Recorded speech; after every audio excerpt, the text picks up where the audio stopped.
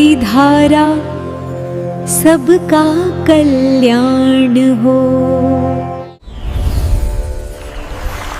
आप देख रहे हैं एच सीरीज भक्ति धारा। जय श्री राम श्रोताओं, आज आपको मैं गरुड़ पुराण के अंतर्गत आगे की कथा सुना रहा हूँ, तो सुनिए। श्री गरुड़ ने कहा, है प्रभु, क्रच, तप्त क्रच तथा शांतपन, ये जो तीन प्रायश्चित व्रत आपने बताए हैं, इन तीनों के लक्षणों को भी मुझे बताने की कृपा करें। भगवान श्री कृष्ण ने कहा है, गरुड़, 3 दिन प्रातः काल, 3 दिन सायकाल, 3 दिन अयाचित अन्न का आहार तथा 3 दिन का उपवास क्रम से जिस व्रत में किया जाता है वह क्रच व्रत कहलाता है। जिस व्रत में क्रम से एक दिन गर्म दूध, दूसरे दिन गर्म घी तथा तीसरे दिन गर्म जल पान कर चौथे दिन एक रात्रि का उपवास किया जाता है, उसका नाम तप्त क्रच व्रत है।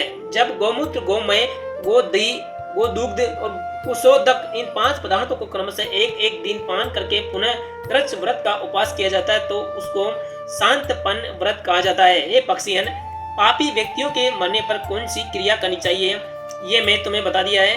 पुतल दाह में पुतल के हृदय पर रखा जलता हुआ दीपक जब बुझ जाए तो उस समय उसकी मृत्यु समझनी चाहिए। तदंतर अग्नि दाह करे और 3 दिन का सूतक करे। दशा और गर्त पिंड करना चाहिए। इस विधि का सम्यक पालन करने से प्रेत मुक्त प्राप्त करता है। यदि किसी के मरण का भ्रम होने से उसकी प्रतिकृति का दाग संस्कार हो जाए और वह मनुष्य उसके बाद आ जाए तो उसे ले जाकर गर्त कुंड में स्नान कराना चाहिए। तदंतर जातक कर्मादि संस्कार पुनः किए जाए। ऐसे पुरुष को अपनी विवाहिता पत्नी से विधिवत पुनर्विवाह कर लेना चाहिए।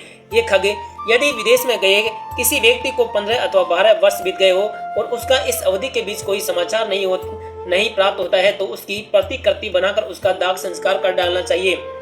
हे गरुड़, रजस्वला एवं सूती का स्त्री मरने पर कौन सा विशेष कर्म करना धर्म सम्मत है? अब उसको तुम सुनो। सूती का स्त्री की मृत्यु होने पर याज्ञिक जन कुंभ में जल एवं पंचगव्य लाकर पुण्य जनित मंत्रों से अभिमंत्रित करके उससे स्वयं को शुद्ध करे। उसके बाद 100 सूप जल से विधि पूर्वक शव को स्नान करा के पुनः उसको पंचगव्य से स्नान कराए। फिर कपड़ों से बनाई गई आकृति के साथ यथा विधि जला देना चाहिए। पंचकाल में मृत्यु होने पर दाग संस्कार की विधि क्या है उसको मैं कहता हूँ, तुम सुनो।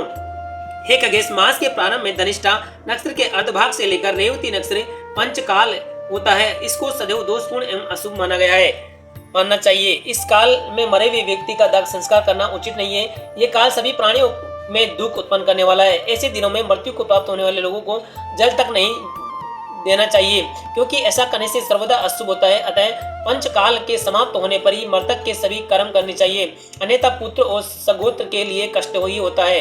इन नक्षत्रों में मृतक का दाग संस्कार होने पर घर में किसी न किसी प्रकार की हानि होती है। हे गरुड़, इन नक्षत्रों के मध्य में मनुष्य के दाग संस्कार आहुति प्रदान करने विधि पूर्वक किया जा सकता है। सुवेग ब्राह्मणों को वैदिक मंत्रों द्वारा विधि पूर्वक उसका दाग संस्कार करना चाहिए। अतः शवस्थान के समीप कुछ से 4 पुतलक बनाकर नक्षत्र मंत्रों से उनको अभिमंत्रित कर रख देने। तदंतर उन्हीं पुतलों को साथ मर्त का दाग संस्कार करे और सोच के समाप्त हो जाने पर मृतक के पुत्रों द्वारा शांति एवं पौष्टिक कर्म भी होना चाहिए। जो मनुष्य इन पंचंग नस्त्रों में मर जाता है उसको सदृत की प्राप्ति नहीं होती। कहते मृतक के पुत्रों को उसके कल्याण हेतु तिल, गो, स्वर्ण एवं घी का दान देना चाहिए। समस्त विघ्नों का विनाश करने के लिए ब्राह्मण को भोजन, पादुका, छत्र, स्वर्ण मुद्रा तथा वस्त्र देना चाहिए।